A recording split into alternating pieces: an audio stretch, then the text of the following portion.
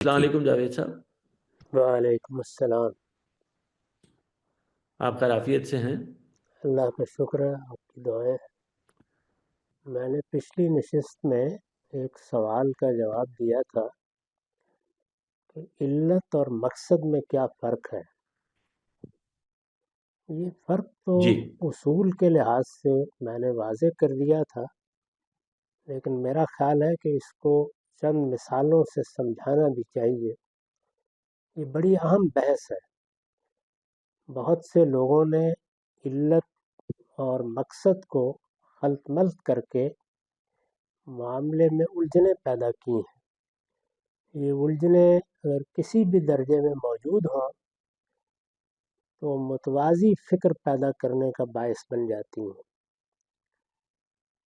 چنانچہ چند مثالوں سے اس کو سمجھ لینا چاہیے۔ میں نے دین حق کے عنوان سے اپنی کتاب میزان کا ایک مقدمہ لکھا ہے۔ جی اس کی ابتدا یہاں سے ہوتی ہے کہ دین کی حقیقت اللہ کی عبادت ہے۔ اللہ تعالیٰ نے انسان کو پیدا کیا تو فرمایا کہ وما خلقت الجن والانس الا لیعبدون۔ یہ انسان کا مقصد تخلیق تھا۔ جو چیز مقصد تخلیق ہے وہی اب اللہ کی ہدایت کی بنیاد بھی ہے۔ چنانچہ دین کی حقیقت جب پوچھی جائے گی تو ہم کہیں گے کہ وہ اللہ کی عبادت ہے، یعنی بندے کا اس حقیقت کا اعتراف کر لینے کے بعد کہ میں بندہ ہوں، پورے خضوع کے ساتھ اپنے پروردگار کے سامنے جھک جانا اور اسی جھکے ہوئے رویے کے ساتھ پوری زندگی بسر کرنا۔ بندگی، عبادت، اس کو مختلف لفظوں سے تعبیر کیا جا سکتا ہے۔ یہ حقیقت ہے۔ حقیقت یعنی وہ معنی جس کو ہم بیان کر سکتے ہیں، وہ اصل جس پر سارا دین کھڑا ہے۔ اگر دین کو دین کی حیثیت سے بیان کیا جائے تو اجزاء ہوں گے، اور اگر حقیقت کے لحاظ سے دیکھا جائے تو وہ اپنی ابتدا سے انتہا تک بندگی یا عبادت ہے۔ اسی مضمون کے بالکل آخر میں جا کر دیکھیے، وہاں یہ بیان کیا گیا ہے کہ دین کا مقصد کیا ہے۔ میں نے بتایا کہ وہ تزکیہ ہے۔ اس سے اس فرق کو سمجھا جا سکتا ہے، یعنی چیز فی الواقع ہے کیا، اس کے معنی کیا ہے، جن لفظوں میں یا جس صورت میں اس کو بیان کیا گیا ہے اس کے نیچے کیا چیز پڑی ہوئی ہے۔ جیسے ہم کہتے ہیں کہ انسان کے ہاتھ بھی ہیں، پاؤں بھی ہیں، آنکھیں بھی ہیں، لیکن انسان کیا ہے؟ تو وہ ظاہر ایک جامع تعبیر ہوتی ہے جس سے ہم انسانیت کو لوگوں کو سمجھاتے یا انسانیت کی تصویر کشی کرتے ہیں۔ تو اس طریقے سے حقیقت ایک اور چیز ہے اور مقصد بالکل اور چیز ہے۔ مقصد تو اصل میں اس حقیقت کو جب آپ اپنے عمل میں لاتے ہیں تو اس کا ہدف کیا ہوتا ہے، وہ کیا چیز ہے جو آپ حاصل کرنا چاہتے ہیں، اس کو مقصد سے تعبیر کیا جاتا ہے۔ اسی چیز کو سامنے رکھ کر اب اگر دین کا جو سب سے بڑا باب ہے یعنی عبادات کا باب، اس کو دیکھیے تو اس میں بڑی بڑی عبادات کیا ہیں؟ نماز ہے، روزہ ہے، حج ہے۔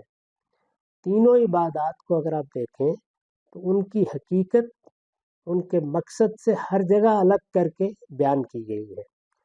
نماز کی حقیقت پرستش ہے، یعنی میں نے جب اللہ کی بندگی کا اعتراف کر لیا تو میرا اس کے ساتھ جو اعتراف عظمت کا تعلق پیدا ہوا ہے، ایک معبود کی حیثیت سے اس کا ظہور نماز ہے۔ رکوع، سجود، یہ اس کی صورت ہے اور یہ الفاظ ہیں جن سے اس کو تعبیر کیا جاتا ہے، لیکن اس کے اندر کیا چیز کار فرما ہے، وہ پرستش ہے۔ اسی طرح روزہ ہے، وہ سراسر اطاعت ہے، بندہ مجسم اطاعت بن جاتا ہے اور اس طرح سے اللہ تعالیٰ کے ساتھ جو حاکم مطلق کا تعلق ہے اس کو اپنے شعور کی سطح پر تازہ کرتا ہے۔ اور حج نظر ہے، یعنی میں خدا کا ہوں، انا للہ و انا الیہ راجعون۔ اس حقیقت کو حج میں علامتوں کی زبان میں بیان کیا گیا ہے۔ اب اس کی حقیقت کو جب بیان کریں گے تو ہم کہیں گے کہ حج کی حقیقت اپنا آپ اپنے پروردگار کی نظر کر دینا ہے۔ اس لحاظ سے دیکھیے تو نماز کی حقیقت پرستش، نماز کے بعد روزے کی حقیقت اطاعت اور حج کی حقیقت نظر ہے، لیکن اب تینوں کے مقاصد اگر آپ دیکھیں تو وہ اس سے بالکل مختلف ہے۔ مثال کے طور پر نماز کا مقصد قرآن میں بیان ہوا ہے، اقم الصلاۃ لذکری، میری یاد دہانی کے لیے نماز کا اہتمام رکھو۔ یعنی جب میری یاد دہانی ہوگی اور تم مجھے یاد رکھو گے تو اس کے لازمی نتیجے کے طور پر تمہارے اندر میرے ساتھ تعلق کا شعور تمہارے شعور کی سطح پر آئے گا، اس کا اظہار پرستش کی صورت میں ہوگا، تو عبادت کی حقیقت سے تم ہمیشہ واقف رہو گے۔ اسی طرح سب چیزوں کو سمجھ لینا چاہیے۔ اس کے بعد ایک بڑا باب اگر آپ غور کر کے دیکھیں تو وہ معاشرت کا باب ہے۔ اس میں بھی نکاح کیا ہے؟ یہ اصل میں ایک مرد و عورت کے درمیان ہر لحاظ سے اکٹھے زندگی گزارنے کا معاہدہ ہے، یعنی ایک قانونی تعلق پیدا کرتے ہیں، یہ اس کی حقیقت ہے۔ احکام اس پر مترتب ہوں گے، لیکن اگر اس کا مقصد پوچھے تو ہر آدمی بتائے گا کہ یہ بقائے نسل انسانی ہے۔ یہ میں نے چند مثالیں دے کے بتایا ہے کہ ہر جگہ حقیقت کو بالکل الگ سے سمجھنا چاہیے اور مقصد کو بالکل الگ سے سمجھنا چاہیے۔ مقصد کی بنیاد پر نہ کسی چیز کی توسیع ہو سکتی ہے، نہ اس میں وجود اور عدم کا تعلق پیدا ہوتا ہے۔ یعنی یہ مقصد ہوگا تو یہ کام ہوگا، یہ نہیں ہوگا تو نہیں ہوگا۔ یہ مقاصد کے بارے میں کوئی شخص اگر کہتا ہے تو وہ اصل میں پورے دین کو معطل کر دیتا ہے۔ یہ بات حقیقت کے بارے میں کہی جاتی ہے کہ یہ حقیقت پائی جائے گی تو حکم پایا جائے گا، اور یہ حقیقت نہیں پائی جائے گی تو حکم نہیں پایا جائے گا۔ اس کو ہمارا علم اس طرح بیان کرتا ہے، ان الحکم جدور مال اللہ وجوداً و عدما، یعنی ہر حکم کی بنیاد اس کی علت پر ہے۔ علت ہے تو حکم کا اطلاق ہوگا، علت نہیں ہے تو نہیں ہوگا، اور علت اگر کسی دوسری جگہ پائی جائے گی تو حکم کی توسیع کر دی جائے گی۔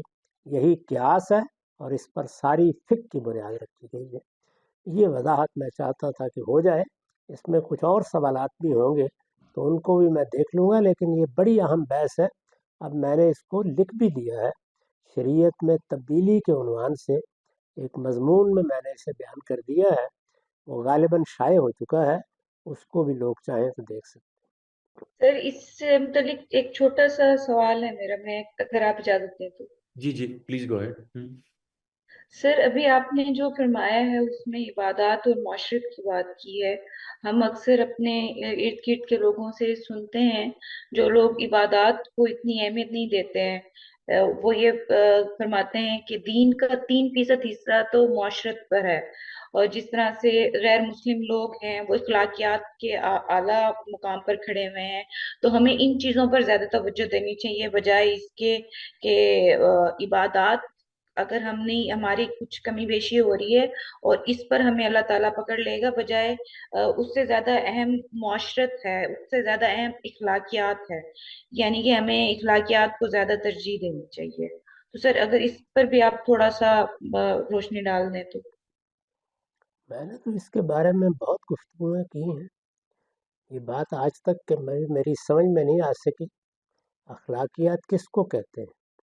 اخلاقیات کا مطلب یہ ہے کہ جو روابط پیدا ہوتے ہیں ان کے حقوق ادا کیے جائیں اور ان میں اپنی طرف سے ایثار کا رویہ اختیار کیا جائے۔ اسی چیز کو قرآن 2 لفظوں سے ادا کرتا ہے، ان اللہ یامر بالعدل والاحسان۔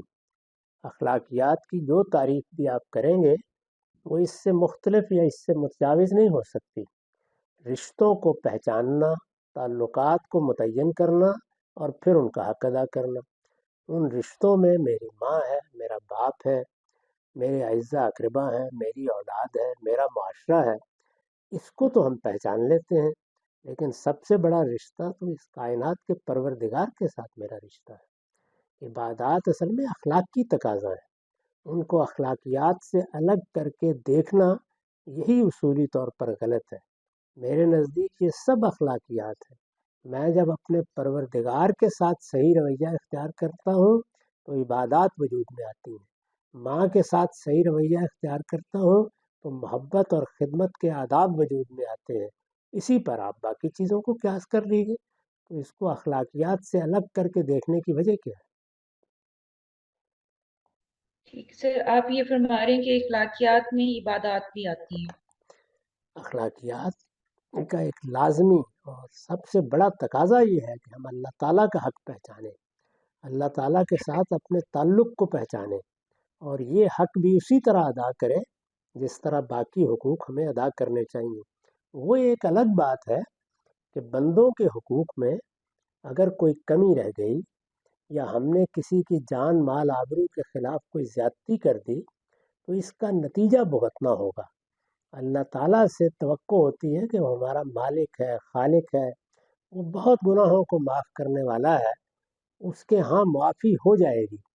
بندوں کے حقوق میں اگر کوئی کوتاہی ہوئی یا کوئی زیادتی ہوئی تو اس میں بندے سے بھی معاف کروانا پڑے گا، اس لیے اس کی اہمیت بہت بڑھ جاتی ہے۔ لیکن یہ جسی پہلو سے ہے، جہاں تک آپ ترتیب کا تعلق ہے اس میں رکھ کے دیکھیں گے تو آپ حقوق کی اگر فہرست ترتیب کریں تو سب سے اوپر اللہ ہی کا حق ہوگا، اس کے بعد والدین کا حق ہوگا، اس کے بعد آپ کی اولاد کا، آپ کے اعزاء اقربا کے حقوق ہوں گے، اس کے بعد معاشرے کے حقوق ہوں گے۔ تو حقوق کی ترتیب میں تو سب سے اوپر اللہ ہی کا حق آتا درست، تھینک یو سر۔ حافظ صاحب انمیوٹ کر کے اپنا سوال کر لیجئے، حافظ ابراہیم صاحب۔ میں یہ عرض کر رہا تھا کہ ایک صاحب نے رابطہ کیا ہے اور انہوں نے بتایا کہ ان کے ایک ریلیٹیو جو ہیں انہوں نے 3 مختلف موقع پر طلاق دی ہے اپنی بیگم کو، اور پھر ظاہر رجوع 2 دفعہ رجوع کر لیا، اور اب ظاہر تیسری دفعہ کیونکہ یہ طلاق ہو چکی ہے تو رجوع کا موقع نہیں ہے، اس لیے وہ ان کو ابھی تک ظاہر رجوع نہیں ہوا۔ پھر اس پر ایک دوسرے صاحب نے، یہ تو فون پر بات ہوئی تھی، پھر ایک دوسرے صاحب نے میٹنگ کی اور انہوں نے بتایا کہ میرے بھائی ہیں جو بڑے بد زبان ہیں اور غصے کے بہت تیز ہیں، اور انہوں نے یہ واقعہ جو ہے نا اسی بد زبانی اور غصے کے عالم میں 3 دفعہ کر چکے ہیں، اور 2 دفعہ تو ظاہر ہے کیا ہے۔ اب آپ بتائیں کہ اب کوئی گنجائش نکلتی ہے کہ نہیں نکلتی؟ تو بظاہر تو ظاہر ہے کہ چونکہ یہ 3 مختلف مواقع پر ایک ہوا ہے تو اس کو اگر ایک ایک طلاق کاؤنٹ کیا جائے تو یہ 3 بن جاتی ہیں، لیکن انہوں نے آپ ہی کی کوئی رائے سامنے رکھی تھی کہ آپ نے کسی جگہ کہا ہے کہ غصے میں طلاق نہیں ہوتی، تو ذرا اس کی اپنے اس موقف کی تھوڑی وضاحت کر دیجیے، اور ان صاحب کے لیے کیا ہم تجویز کریں کہ کوئی طلاق ہوئی ہے نہیں ہوئی ہے۔ میں خاص اس معاملے میں تو کوئی رائے نہیں دے سکتا، اس لیے کہ اس کے کچھ شرائط و حدود ہیں۔ جب تک بیان نہ لے لیا جائے، ہر پہلو سے تحقیق نہ کر لی جائے، کوئی حکم نہیں لگایا جا سکتا۔ لیکن اصول میں میرے نزدیک جب بھی کوئی شخص طلاق دے گا تو اس سے پوچھا جائے گا کہ اس نے کیا کیا ہے۔ وہ اگر یہ کہتا ہے کہ میں نے بقائمی ہوش و حواس سوچ سمجھ کر یہ فیصلہ سنایا ہے تو پھر اس کو طلاق مانا جائے گا، ماننا چاہیے۔ لیکن اگر وہ یہ کہتا ہے کہ میرے اوپر اشتعال کی کیفیت طاری ہو گئی، یا میں اس طرح غصے میں آ گیا، میرا کوئی ارادہ نہیں تھا، میری زبان سے یہ الفاظ نکلے ہیں، اس سے زیادہ کچھ نہیں ہوا، تو اس کو کیوں طلاق مانا جائے؟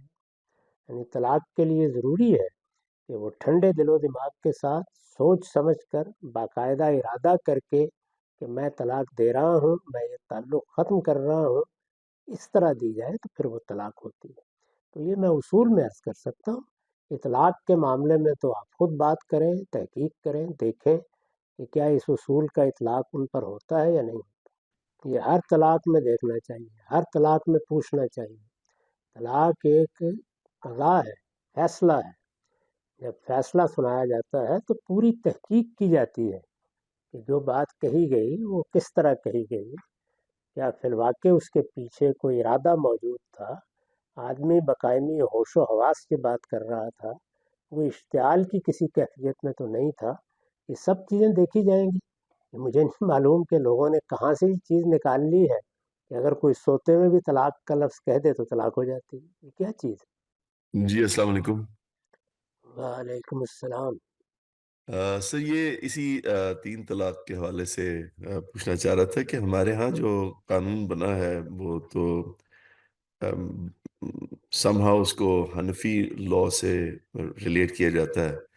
آپ نے بہت عرصہ پہلے بالکل مختلف رائے دی تھی اور پھر اس کو لکھ بھی دیا آپ نے، وہ ہم سب واقف ہیں اس سے۔ تو I was quite surprised to find out during my studies کہ ایجپٹ میں حنفی لاء کے تحت ہی بالکل آپ ہی کی رائے کے مطابق فیصلہ کیا جاتا ہے. تو وہ آلموسٹ وہی رائے ہے جو آپ کی ہے، اور وہ حنفی لاء ہی کو کلیم کرتے ہیں.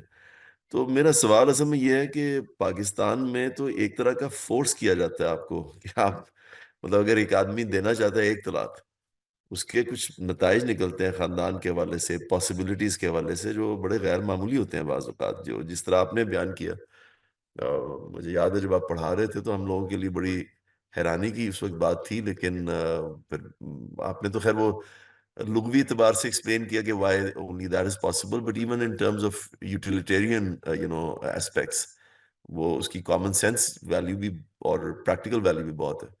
تو اس صورت میں جبکہ اسٹیٹ آپ کو ایک طرح کا ایک غلط چیز پہ فورس کرتی ہے کہ آپ دیں 3 طلاقیں، تو کیا کوئی گنجائش ہے اس کے اندر جو ہمارے ہاں مطلب آپ اس کو ناپسند بھی کرتے ہیں کسی قسم کے ہیل کو استعمال کرنے کے لیے، لیکن اس کے بعد پھر آدمی کیا کرے اگر ہو جائے اور کوئی خاندان کی بہتری کے لیے بچے چھوٹے ہوں اور کوئی صورت بنانا چاہ رہے ہوں، تو مطلب میں اشارتاً حلالہ وغیرہ کی طرف ہی کر رہا ہوں، تو آپ سخت ناپسندی کرتے ہیں.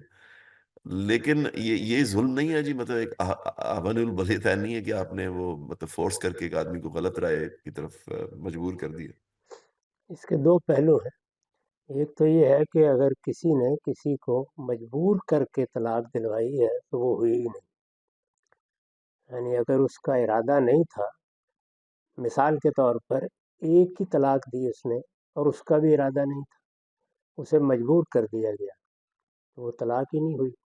اسی طرح وہ تو ایک طلاق دینا چاہتا تھا، کسی نے اس کو قانون کی طاقت سے یا بندوق کی طاقت سے مجبور کر دیا کہ وہ 2 یا 3 طلاق دے، تو وہ بھی نہیں ہوئی. یہ بات تو ہمارے ہاں ہمیشہ سے مانی جاتی ہے کہ اکراہ میں کوئی معاملہ نہیں ہوتا. یہ تو ایک پہلو ہے. لیکن کیا یہ واقعہ ہے؟ میرا خیال یہ ہے کہ یہ تعبیر کا مسئلہ ہے، اس کی تحقیق کر لینی چاہیے. اس وقت صورتحال کیا ہے میں اس سے پوری طرح واقف نہیں ہوں، اس لیے کوئی حتمی رائے نہیں دے سکتا. لیکن جو 3 نوٹس دیے جاتے ہیں وہ اصل میں 3 طلاق نہیں ہے. یہ لوگ غلط اس کو انٹرپریٹ کرتے ہیں. وہ متنبع کرنے کے نوٹس ہیں. ایک ہی بات کو 3 مرتبہ دہرایا جاتا ہے تاکہ دوسرے فریق تک اس کا ابلاغ ہو جائے. تو اس کی تحقیق کریں کہ جس کو لوگ 3 طلاق سمجھ رہے ہیں اس کی حقیقت فی الواقع کیا 3 طلاق ہے؟ میرا خیال ہے کہ ایسا نہیں. آصف آپ انمیوٹ کر کے مزید بات کر سکتے ہیں. جی بس ایک 2 فالو اپ کویسچنز تھے. سر اسٹیٹ میں تو مطلب میں اس لیے کہہ رہا ہوں کہ جب اسٹیٹ آپ کو مجبور کرتی ہے پاکستان میں، تو وہ تو پھر الاؤ نہیں کرتی مطلب ایک آدمی مثال کے طور پر آپ کی رائے کا قائل ہے فار ایگزامپل، اور اسی کو صحیح سمجھتا ہے، اسی طریقے سے وہ دینا چاہ رہا ہے، اسٹیٹ نے 2 اور دلوا دی. اب اس کے بعد تو وہی جو ہے کانسیپٹ کے جب تک اتفاقاً کسی دوسرے آدمی سے طلاق نہیں ہوگی پہلے کے لیے جائز نہیں ہوگی، تو یہ تو نافذ ہو جاتا ہے.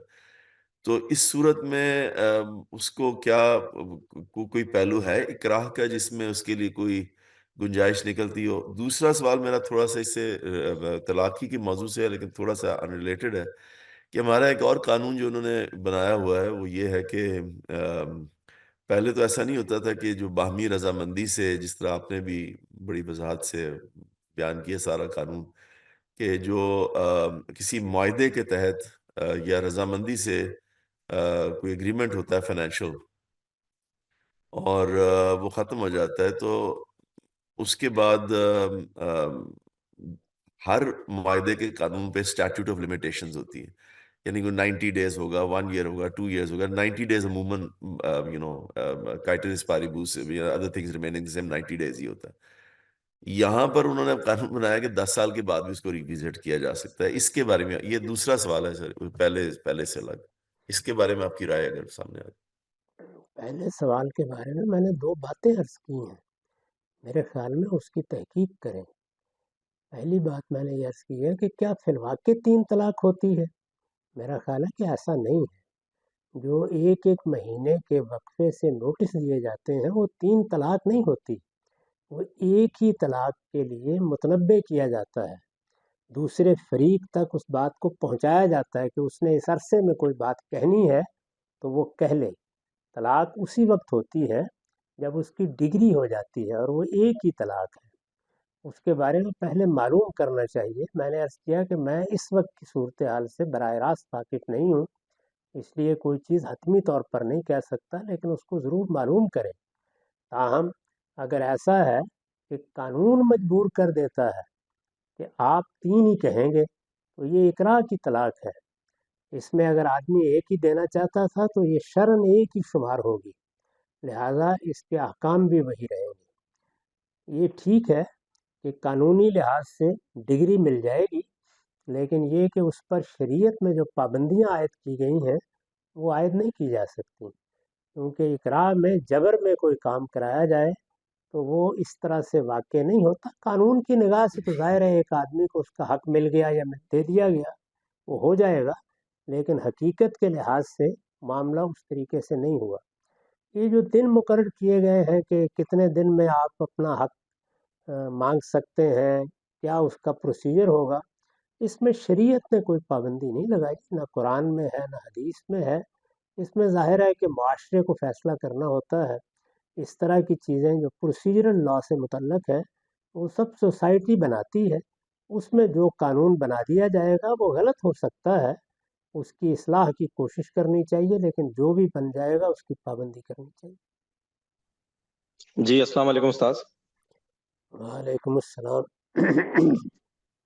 उस्ताद मैं एक सवाल आपसे ज़कात के बारे में पूछना चाह रहा हूँ कि अगर मिसाल के तौर पे एक शख्स है और उसकी सैलरी 1 लाख रुपए है, और जिस तरीके से आपने ज़कात की अपनी आपकी राय है कि आप ज़कात को पैदावार, ये जो हमारी सैलरीज होती हैं इनको पैदावार पे क्यास करते हैं तो वो 10% ज़कात देता है।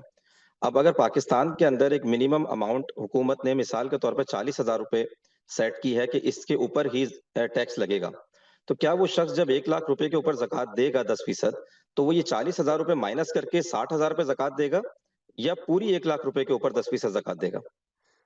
ज़कात में जो तरीका इख्तियार किया गया है वो ये है कि 40,000 तक कोई ज़कात नहीं होगी, यानी मिसाल के तौर पर मैं अर्ज़ कर रहा हूँ, लेकिन उससे ऊपर जाते ही फिर जितनी रकम है उस पर ज़कात आयद हो जाएगी। उसमें यही तरीका इख्तियार किया गया है, उसको शामिल करके ही ज़कात दी जाएगी। यानी उस्ताद वो पूरी 1 लाख रुपए के ऊपर 10% ज़कात देगा? इसी तरह होगा। इस वक्त जो हमारे यहाँ तरीका इख्तियार किया जाता है वो यही है। इसमें ज़ाहिर है इज्तिहाद की गुंजाइश है, किया भी जा सकता है, और बाज़ इल्ल की बुनियाद पर दूसरी राय भी इख्तियार की जा सकती है, लेकिन अब तक जो राय राइज है वो यही है। यानी जब सोना 7.5 तोले मिसाल के तौर पर हो जाता है तो फिर पूरे 7.5 तोले पर ज़कात दी जाती है। तो उस्ताद आपकी तरजीह भी यही है? अभी तक तो यही है। मैंने अर्ज़ किया ना कि ये महल्ले इज्तिहाद है, मामला गौर किया जा सकता है।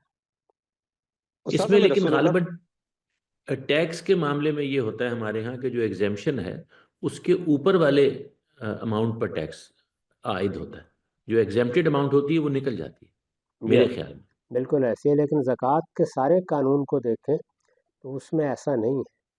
मिसाल के जी तौर पर जब आपके 5 ऊँट हो जाते हैं तो ज़कात आयद हो जाती है, और वो 5 ऊँटों पर आयद होती है। यानी निसाब का मतलब ये है इससे नीचे रहेगा तो ज़कात नहीं हो। हाँ, इज्तिहादन दोनों सूरतें हो सकती ये हैं। ठीक है। और वो वाज़ेह है शरीयत में, जैसे आप बता रहे हैं, जो माल की ज़कात, जैसे आप कह रहे हैं, जो माल मवेशी वाली ज़कात। मवाशी की ज़कात से बिल्कुल वाज़ेह हो जाता है। हम्म। तो उस्ताद ये रिजवान रसूलुल्लाह जी जी मैं ये पूछ रहा था जी कि रसूलुल्लाह सल्लल्लाहु अलैहि वसल्लम के ज़माने में जैसे 52.5 तोला चांदी के करीब जो एक निसाब था जो बचत के ऊपर अप्लाई होता है, तो वहां पर भी तो हमें कुछ ऐसे मतलब नज़ायर मिल जाने चाहिए ना कि आप सल्लल्लाहु अलैहि वसल्लम उसमें शामिल करते थे उसको, जो 52.5 तोला से कम होती थी माल, या उसमें से उसको एग्जेम्प्ट कर दिया करते थे और फिर जो बकिया ऊपर के जो माल होता था उस पर ज़कात आयद होती थी। तो हम वहां से भी तो मालूम कर सकते हैं उस्ताद, ऐसी कोई है हमारी नज़ीर मौजूद है? यही मैंने बयान किया है कि जो आम नज़ायर चले आ रहे हैं वो तो शामिल करने ही के हैं, लेकिन उन नज़ायर में भी ये देखा जाता है ना कि किस उसूल पर मबनी है। تو اس وجہ سے اجتہاد کی گنجائش تو ہے، اس پر غور کیا جا سکتا ہے، لیکن جتنے نظائر ہیں یا ہمارے ہاں جو عام فقہی آراء ہیں وہ اسی اصول پر مبنی ہیں کہ اس کو شامل کر کے اب پورے پر زکوٰۃ عائد ہو جائے۔ استاذ بالکل بات واضح ہے، میں بس موقع غنیمت جان کے ایک اور چیز آپ سے پوچھوں گا۔ جی استاذ، رسول اللہ صلی اللہ علیہ وسلم نے فرمایا ہے کہ قیامت کے دن شہید آئے گا سامنے، اور اللہ تعالیٰ اس کو جہنم میں اس لیے ڈال دیں گے کہ اس کے دل کے اندر یہ خواہش تھی کہ لوگ اس کی تعریف کریں کہ بڑا بہادر انسان تھا۔ اسی طرح عالم اور قاری کے بارے میں بھی ملتا ہے۔ تو استاذ اب جیسے ہم دین کا علم حاصل کرتے ہیں تو ہمارے اندر ایک خواہش پیدا ہوتی ہے کہ ہم کوئی آرٹیکل پبلش ہوا تو اس پہ خوشی محسوس کریں، اس کو فیس بک پر بھی لگائیں، لوگوں تک پہنچے۔ اس کو قرآن جی نے استاذ، اب کوئی بہت اچھی طرح جی جی واضح کر دیا ہے کہ اگر تو مقصود دنیا ہے، یعنی اصلاً وہ کام کیا ہی دنیا کے لیے جا رہا ہے، تو پھر فرمایا ہے کہ آخرت میں تمہارا کوئی حصہ نہیں۔ لیکن انسان ایک کام کرتا ہے اللہ کی خوشنودی کے لیے کرتا ہے، تاہم وہ انسان ہے اور انسان کی حیثیت سے دنیا میں بھی اللہ سے حسنات چاہتا ہے۔ ہمیں جو دعا سکھائی گئی ہے وہ یہی ہے کہ آتنا فی الدنیا حسنہ و فی الآخرت حسنہ۔ ہمارے لیے جس شخصیت کو امام و پیشوا کی حیثیت حاصل ہے وہ ابراہیم خلیل اللہ ہے۔ انہوں نے خود اللہ سے دعا کی کہ وجعل لی لسان صدق فی الآخرین، یعنی میرے لیے لوگوں میں اچھی شہرت ہو، لوگ مجھے اچھے لفظوں سے یاد کرتے رہیں۔ یہ انسان کی خواہش ہے، انسان ہے، انسان کی حیثیت سے جو خواہشات پیدا ہوتی ہیں ان پر کوئی مواخذہ بھی نہیں ہے اور وہ مقصود بھی نہیں ہے۔ ایک آدمی دنیا میں شہید کہلوانے ہی کے لیے میدان میں اترا ہے یا بڑا عالم بن کر دنیا میں اپنی دوست جمانے ہی کے لیے میدان میں اترا ہے، تو یہ اصل میں ہی اور بھی کا تعلق ہے۔ یعنی کیا وہی چیز آپ کا مقصود ہے، اسی کو آپ نے اپنی منزل قرار دے لیا ہے، وہی ہدف ہے، اور باقی سب باتیں لوگوں کو دھوکہ دینے کے لیے کہی جا رہی ہیں، یا ایک مخلص انسان کے طریقے پر آپ اصلاً اپنے رب کی خوشنودی چاہتے ہیں، تاہم انسان کی حیثیت سے اس کے دنیوی فوائد یا اس سے متعلق دنیوی کامیابیاں بھی آپ کو متاثر کرتی ہیں، آپ ان کی خواہش کر کے اس پر خوش بھی ہوتے ہیں، جیسے صحابہ کے بارے میں بیان کیا گیا ہے۔ اور اللہ تعالیٰ نے خود فرمایا ہے کہ تم یہ بھی چاہتے ہو اللہ کی خوشنودی کے ساتھ اخرى تحبونہا، کہ یہاں تمہیں کامیابی مل جائے، اور اس کو کہا ہے کہ اس پر بھی اللہ کی نصرت آئے گی اور کامیابی ملے گی۔ تو قرآن سے ہمیشہ روایات کو سمجھنا چاہیے۔ روایات میں بعض اوقات چیزیں ان کے پورے حدود و شرائط کے ساتھ بیان نہیں ہوتی۔ قرآن مجید نے اس مسئلے کو ہر لحاظ سے صاف کر دیا ہے۔ ہماری تمام سعی و جہد کا مقصود اصلاً خدا کی خوشنودی ہونا چاہیے۔ خدا کی خوشنودی کے لیے انسان کاروبار کرے، اپنے بچوں کی نگہداشت کرے، پرورش کرے، اس کے پیش نظر یہ ہونا چاہیے۔ لیکن جو اس سے دنیوی فوائد حاصل ہوتے ہیں، جو دنیوی تسکین حاصل ہوتی ہے، انسان کو جو مسرت اور خوشی ملتی ہے، وہ سب اللہ کی نعمتیں ہیں۔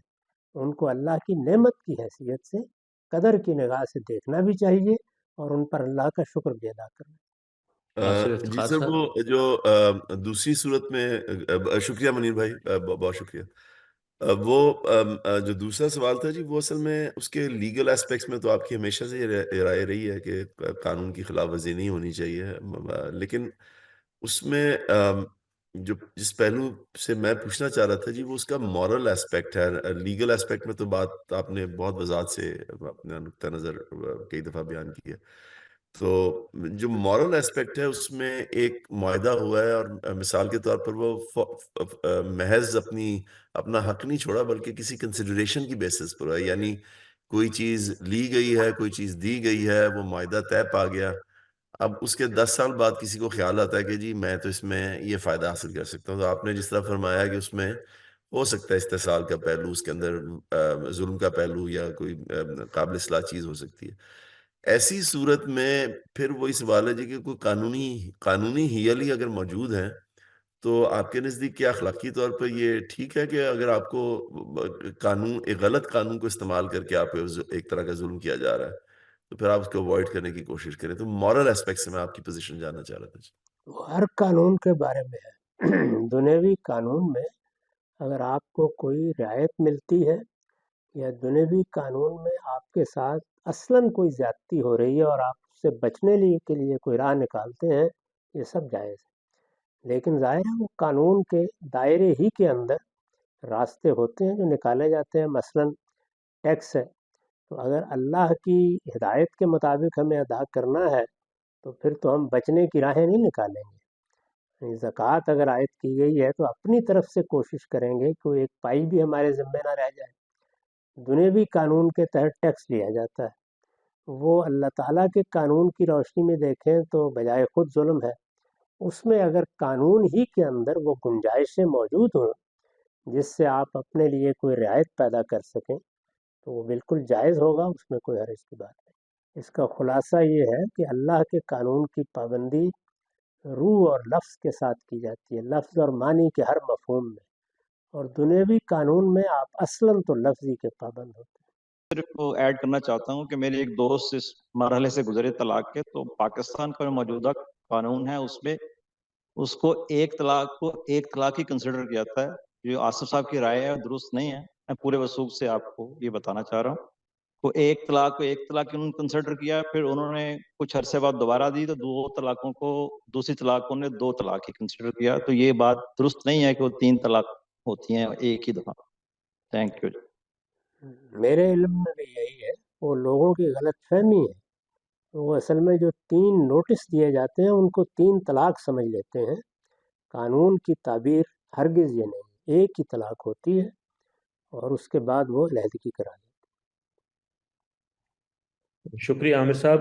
شاہ زمان، آپ اپنا سوال کر لیجئے۔ بہرحال مجھے سوال یہ کرنا تھا کہ ہمارے ہاں قانون میں کچھ حدود والی سزائیں ہیں اور اس کے بعد وہی سزائیں بطور تعزیر بھی ہے۔ مثال کے طور پہ کہ ریپ لائبل ٹو حد، ریپ لائبل ٹو تعزیر۔ تو اس پہ مجھے کچھ کنفیوژن تھی، اگر جاوید صاحب یہ بتا دیں کہ اگر حد کے شواہد پورے نہیں ہو رہے تو پھر کیا ہم اسی معاملے کو بطور تعزیر سزا دے سکتے ہیں؟ یہ اصل میں ہمارے ہاں جو فقہاء نے کمالات کیے ہیں اس کا ظہور ہے۔ میں نے اپنی رائے بہت تفصیل کے ساتھ اس وقت بھی بیان کی تھی جب حدود آرڈیننس زیر بحث تھا، اور بارہا اس کے بعد بھی بیان کی ہے کہ جو سزائیں بیان کی گئی ہیں، حدود کی سزائیں جن کو کہا جاتا ہے، یعنی جو اللہ تعالیٰ کی طرف سے مقرر کی گئی ہیں، وہ ان جرائم کی انتہائی سزائیں ہیں۔ جب مجرم کسی رعایت کا مستحق نہیں ہوگا، یعنی نہ جرم کی نوعیت کے لحاظ سے رعایت کا مستحق ہوگا، نہ اپنے حالات کے لحاظ سے رعایت کا مستحق ہوگا، اس وقت وہ سزائیں اسے دی جائیں گی۔ اور وہ سزائیں بھی اصلاً ریاست کی سزائیں نہیں ہیں یا دنیوی قانون کی طرح نہیں ہیں، بلکہ وہ اللہ کا عقاب ہے۔ اس میں مسلمانوں کی حکومت اللہ تعالیٰ کے اس حکم کی پابند ہے کہ اللہ تعالیٰ کی طرف سے یہ سزا دنیا میں نافذ کر دی جائے۔ وہ آخرت کی سزا کی تمہید ہے۔ اگر بندے نے اس سزا کے بعد دل سے توبہ کر لی تو وہ آخرت میں پاک ہو گیا۔ اسی وجہ سے اگر آپ دیکھیں تو جن لوگوں نے آپ رسول اللہ صلی اللہ علیہ وسلم کے سامنے آ کر اعتراف کیا ہے، وہ سب کیا کہہ رہے ہیں؟ یا رسول اللہ ہمیں پاک کر دیجئے۔ وہ الفاظ ہی یہی استعمال کر رہے ہیں۔ جو سزائیں اللہ تعالیٰ کی طرف سے مقرر کی گئی ہیں ان کی نوعیت یہ ہے۔ اب اگر کسی جرم میں وہ سزائیں نہیں دی جا رہی تو 2 ہی صورتیں ہوں گی، یا جرم کی وہ نوعیت نہیں ہے کہ وہ سزا دی جائے، اور یا مجرم کے حالات رعایت کا تقاضا کرتے ہیں، تو پھر کسی دوسرے عنوان کے تحت وہ سزا کیسے دی جا سکتی؟ دوسرے عنوان کے تحت تو پھر آپ کوئی اور سزا تجویز کریں گے۔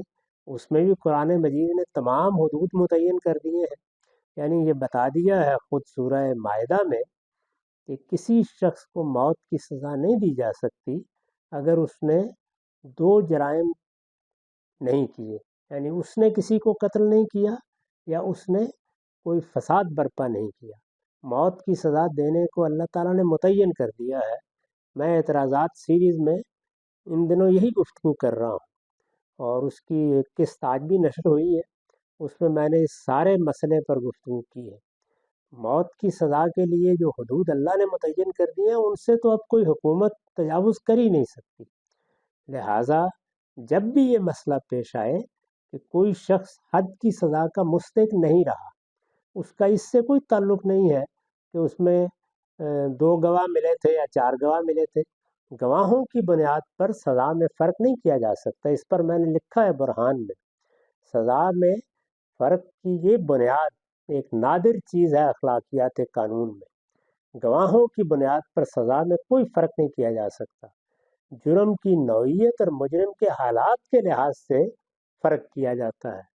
کمتر سزا دینے کا فیصلہ کیا ہے تو پھر ظاہر ہے کہ وہ سزا یا اس کے برابر کی سزا تو ہو ہی نہیں سکتی کسی طرح سے۔ جی میرا سوال ڈرگز سے متعلق ہے۔ ڈرگز میں مختلف قسم کی ہوتی ہیں، جیسے اسٹیمولنٹس ہیں، ڈپریسنٹس ہیں، تو اس میں ذرا واضح کیجیے کہ کس طرح کی ڈرگز جو ہیں وہ حرمت کے دائرے میں آتی ہیں۔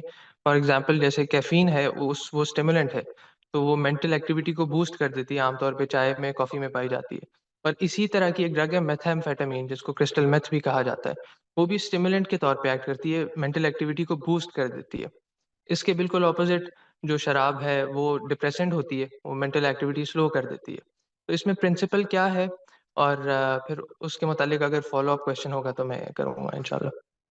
صرف وہ چیزیں حرام ہیں جن کی زیادہ مقدار استعمال کی جائے تو انسان کی عقل خبت ہو جاتی ہے، اور ان کی کم مقدار بھی ایڈکشن پیدا کرتی ہے۔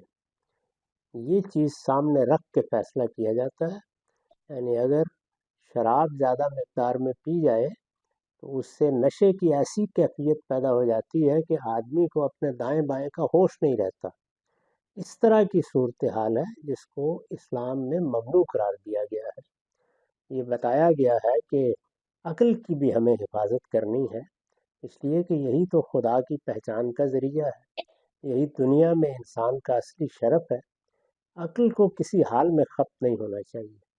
جو چیز اس کو خبت کر دے اور انسان کو اپنے دائیں بائیں کا ہوش نہ رہے، اس کو اللہ تعالیٰ کہتے ہیں کہ یہ ممنوع ہے۔ یہ رجسم من عمل الشیطان کہا ہے کہ یہ تو گویا اپنے آپ کو شیطانی غلاظت کے حوالے کر دینا ہے۔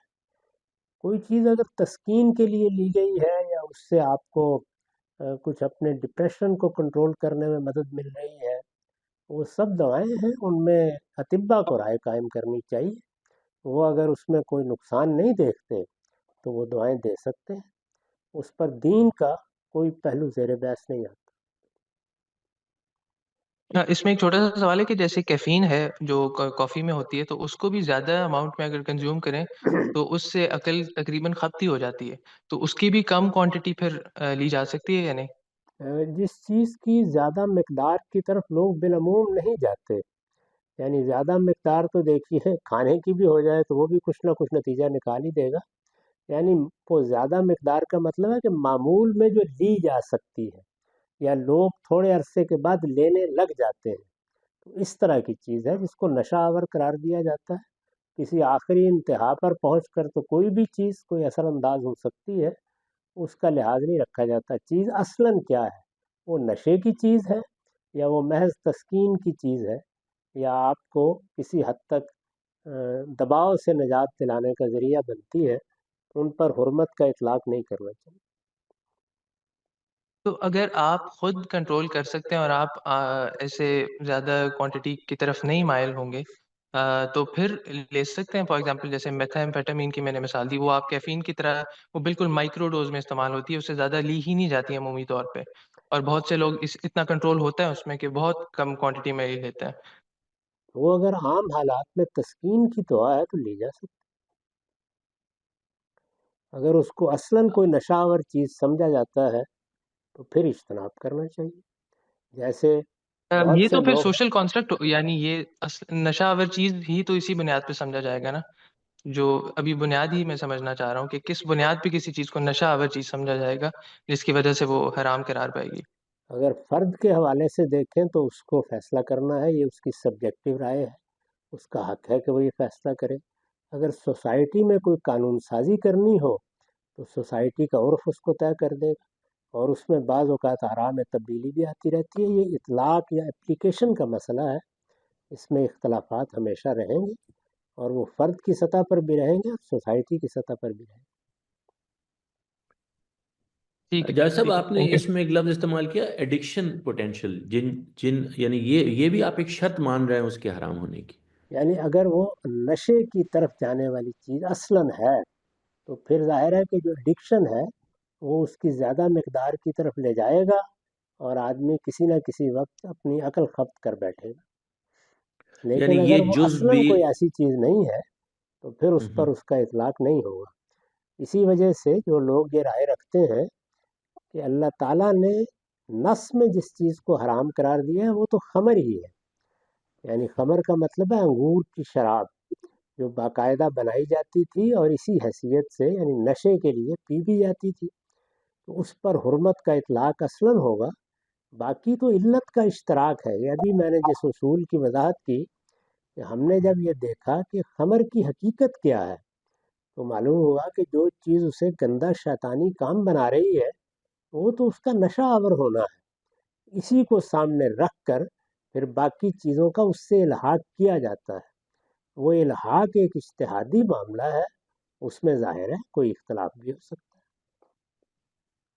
ہاں لیکن آپ جب ایڈکشن کہتے ہیں تو اس کا مطلب یہ ہے کہ جس میں جسمانی یا ذہنی اس کی ڈیپینڈنس ہو جاتی ہے، جس کو چھوڑنے سے بہت مسئلے پیدا ہوتے ہیں۔ جی ہاں، لیکن وہ بعض اوقات ایڈکشن تو دیکھیے ایک درجے میں چائے کی بھی ہو جاتی ہے، کافی جی کی جی، بھی ہو جاتی ہے، لیکن وہ اپنی اصل کے لحاظ سے کوئی نشہ آور مشروب نہیں۔ تو تو اگر یہ کسی دونوں چیز چیزیں پھر شامل ہیں۔ دونوں چیزیں یکساں دیکھی جائیں۔ اور ایک اور بات بھی ہے میرے خیال میں کہ اس میں جو ماہرین ہوتے ہیں، جیسے دواؤں کے ماہرین ہوتے ہیں، جو فارماکالوجی کے ایکسپرٹس ہوتے ہیں، یہ وہ کیٹیگرائز کرتے رہتے ہیں ان کے اثرات کے لحاظ سے، تو ان کی رائے کو اہمیت دینی چاہیے۔ یہ علماء کا اس درجے میں کام نہیں ہے۔ جی بالکل ایسے ہی، یعنی اس میں جو ماہرین فن ہیں وہ رائے قائم کرتے ہیں کہ کون سی چیز اصلاً نشاور ہے اور کون سی چیز اصلاً تسکین آور ہے۔ آپ کو یاد ہوگا کہ بہت سے لوگ کھانسی کے شربت کو ان کاموں کے لیے استعمال کر لیا کرتے تھے، تو یہ سب جی چیزیں جی ایسے بالکل، ہو جاتی ہیں۔ اسی لیے وہ ہمارے ہاں کوڈین کے کھانسی کا شربت پاکستان میں نہیں ملتا، کیونکہ وہ نشے کے لیے لوگ استعمال کرتے تھے، حالانکہ وہ بڑا کارگر ہوتا ہے۔ یہ سب چیزیں تو ہو جاتی ہیں، لیکن اصلاً جو بات ہے وہ یہ ہے کہ ایک بندہ مومن کو ایسی ہر چیز سے بچنا چاہیے جو اصلاً نشہ کرنے والی ہے، اس کی چھوٹی سے چھوٹی مقدار سے بھی بچنا چاہیے کہ کہیں اس کی عادت اس کو وہاں تک نہ لے جائے۔ ٹھیک ہے، شکریہ جناب۔ قمر یاسین صاحب۔ جی گاندھی صاحب، میرا سوال جوئے سے متعلق ہے کہ بظاہر یہ معلوم ہوتا ہے کہ جو چیزیں اسلام میں منع کی گئی ہیں کہ آپ کسی کا مال ناحق نہ کھائیں، اس کو اچھا مال دے کے اس کو برا مال نہ دیں، تو ان سب چیزوں میں سود میں بھی بظاہر فیل ہوتا ہے، نظر آتا ہے کہ بندے کے ساتھ زیادتی ہو رہی ہے۔ تو جوئے کے اندر اس طرح کی چیز نظر نہیں آتی، دونوں پارٹیز کی طرف سے باہمی رضامندی ہوتی ہے۔ اور اسی کانٹیکس میں لوٹری کو بھی سمجھنا چاہتا ہوں کہ نہایت نیگلیجبل اماؤنٹ لوگ اکٹھے کرتے ہیں اور وہ ایک بندے کو دے دی جاتی ہے اور اس کے لیے اس کا کوئی فائدہ ہو جاتا ہے۔ تو اس کو ہم کیسے دیکھیں گے؟ اس میں غلط نقصان والی بات اس میں کیا ہے؟ جوئے کی حقیقت کیا ہے؟ وہ اصل میں کھیل کے ذریعے سے دوسرے کو لازماً مالی نقصان پہنچانے کے لیے بیٹھنا ہے، یعنی میں بھی اس لیے بیٹھا ہوں اور میرا سامنے والا بھی اسی لیے بیٹھا ہے، لازمی نقصان ہونا ہے اس میں۔ اس کو اسلام میں منع کر دیا گیا۔ تو عرف میں جس کو جوا کہتے ہیں اسی پر اس کا اطلاق بھی کرنا چاہیے، اور اس میں یہ لازمی ضرر ہے جو اس کی حرمت کا باعث بنا ہے۔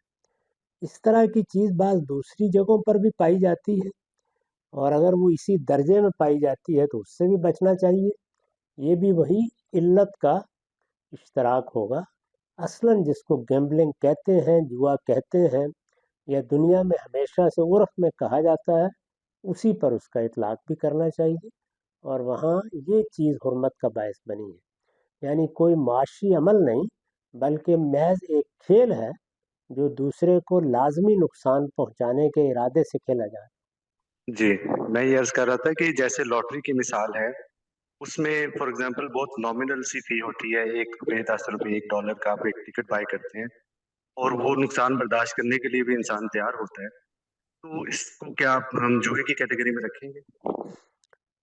دیکھیے اس میں وہ نقصان اصل میں بے شمار لوگوں کو پہنچ گیا ہے، تقسیم ہو گیا ہے، اس وجہ سے نظر نہیں آتا. یعنی مجھے تو 1 روپے یا $1 ہی کا نقصان ہوا ہے، لیکن وہ 10,000 لوگوں کو ہو گیا ہے.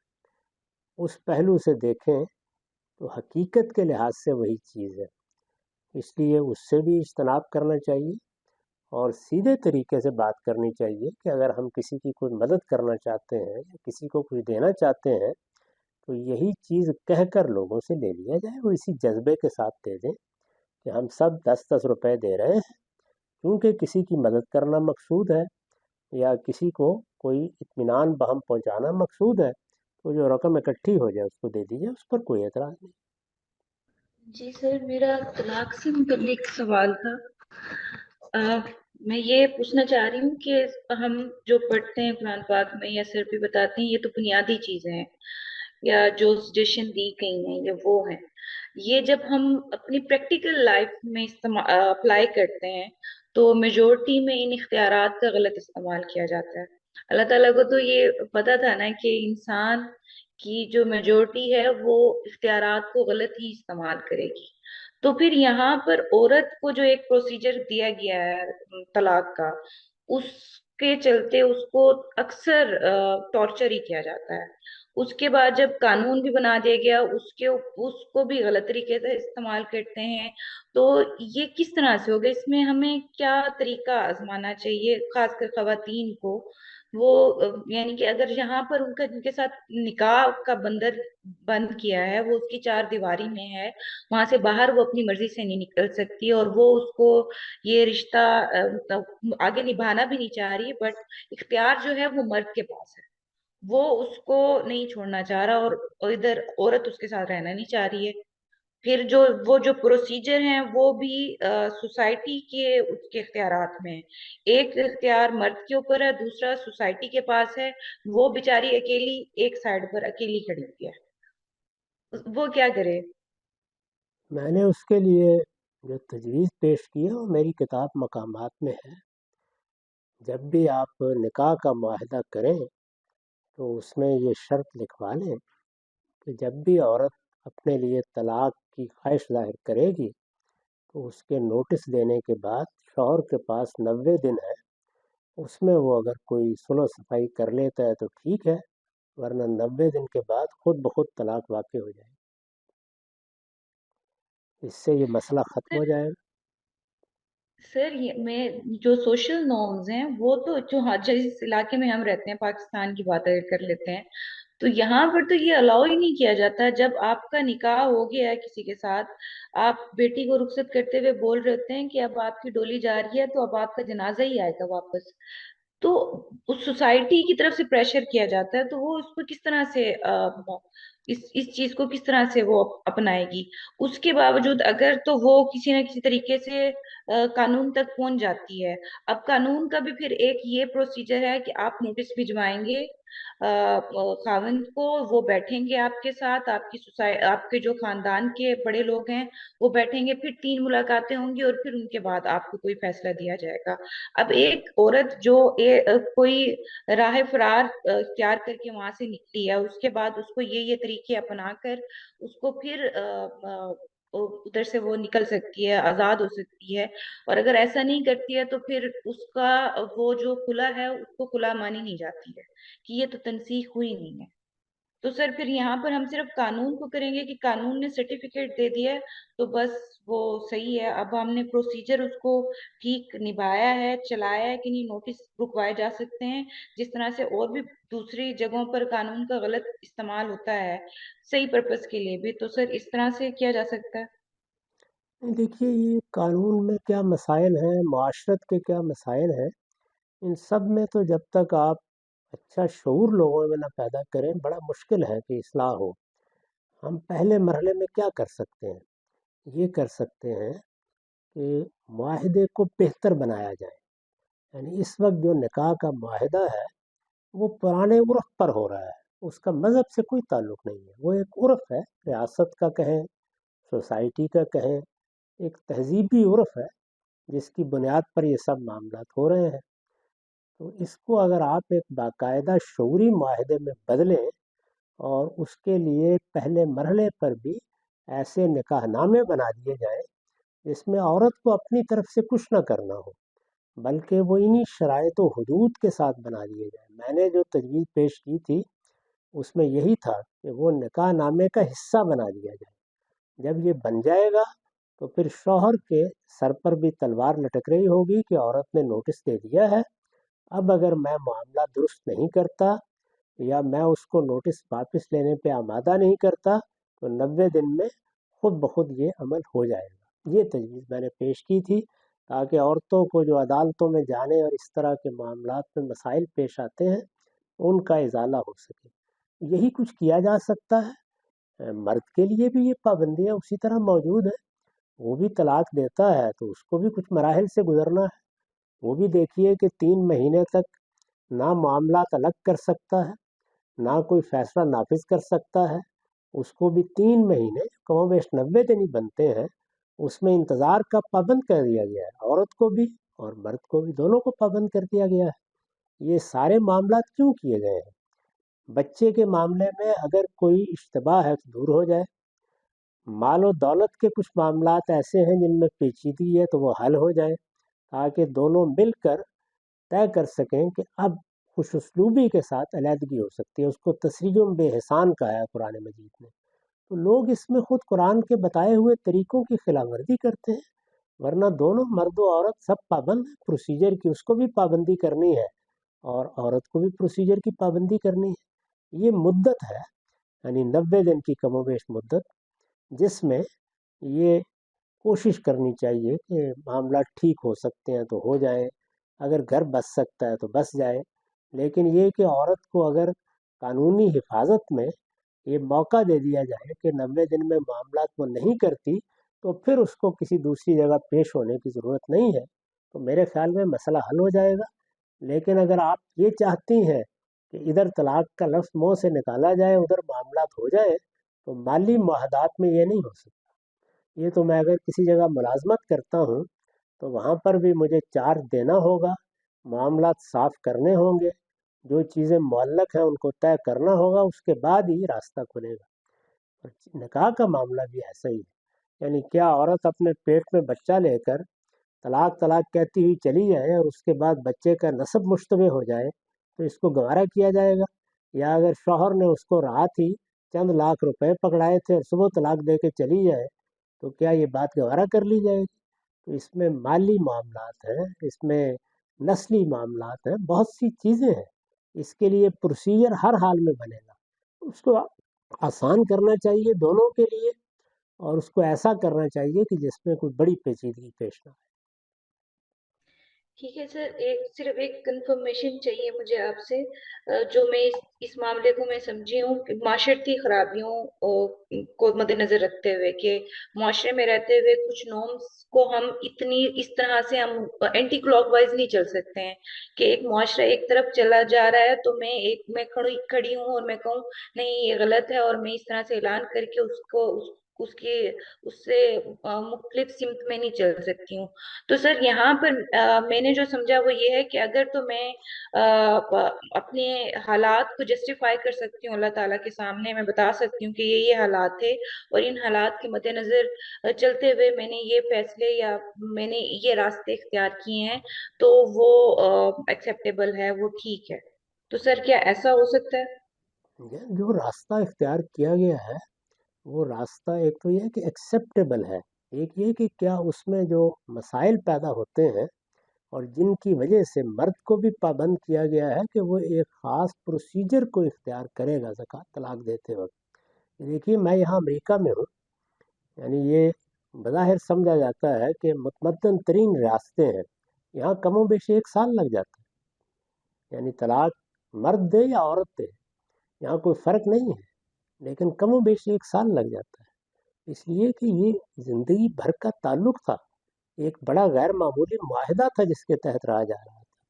تو میں یہ سمجھ نہیں سکا کہ آپ کے خیال میں نکل جانے سے کیا مراد ہے؟ نکل جانے سے زیادہ یہ مراد ہے کہ ایک خاتون بہت تنگ تھی، وہ اپنا گھر چھوڑ کے چلی گئی، جیسے چلی جاتی ہے خواتین، والدین کے یہاں چلی گئی، اب چلی گئی ہے تو قانونی تعلق کے انقطاع کے لیے تو قانونی تقاضے پورے کرنے پڑیں گے، ورنہ اگر وہ پورے نہیں کیے گئے تو قانون گرفت بھی کرے گا اور پوچھے گا بھی. یہ مرد سے بھی پوچھے گا، عورت سے بھی پوچھے گا.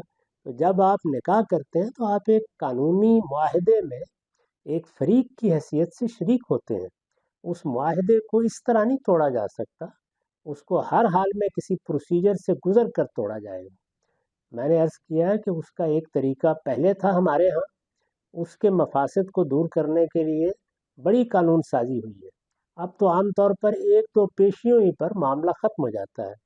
میں نے اس کو بھی آسان کرنے کی تجویز پیش کی تھی کہ نکاح نامے ہی میں یہ طے کر دیا جائے کہ عورت کی طرف سے اگر طلاق کی درخواست کی گئی ہے تو طلاق کی درخواست کا نوٹس ملنے کے بعد 90 دن کے اندر اگر معاملہ سلجھ جاتا ہے تو اچھی بات ہے، ورنہ خود بخود طلاق واقع ہو جائے گی، یعنی وہ آزاد ہو جائے گی. تو یہ پروسیجر تو ہر حال میں اختیار کرنا چاہیے. اس پروسیجر سے کیسے نجات ہو سکتی ہے؟ ایک مدت، ایک وقت دینا چاہیے جس میں اگر کوئی مالی معاملات ہیں وہ طے ہو جائے، اگر کوئی بچے کا معاملہ ہے تو اس کے بارے میں ساری صورتحال واضح ہو جائے. یہ دو تو اخلاقی ذمہ داریاں ہیں، ان سے نجات پانے کی کوئی صورت نہیں ہے. ان کو طے کیے بغیر طلاق نہیں ہو سکتی. تو سر ہمارے یہاں میجورٹی میں جو خواتین خلا لے رہی ہیں وہ نوٹس رکوا کر ان کی تنسیخ ہو جاتی ہے نکاح کی، تو یہ درست نہیں ہے، یہ غلط ہے. دیکھیے، وہ عدالت میں جاتی ہیں، عدالت میں جاتی ہیں تو عدالت پھر اپنے طریقے کے مطابق نوٹس بھی دیتی ہے، شوہر کو موقع بھی دیتی ہے.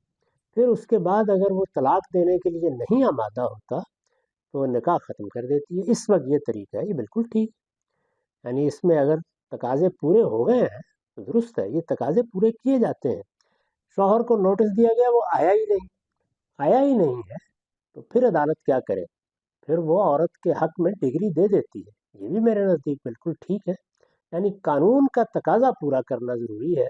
نوٹس جائے گا، اس کو متنبع کیا جائے گا، موقع دیا جائے گا. مرد اگر طلاق دیتا ہے تب بھی موقع دیا جائے گا، عورت دیتی ہے تب بھی موقع دیا جائے گا، کیونکہ ان سب چیزوں کو سیٹل ہونا ہے.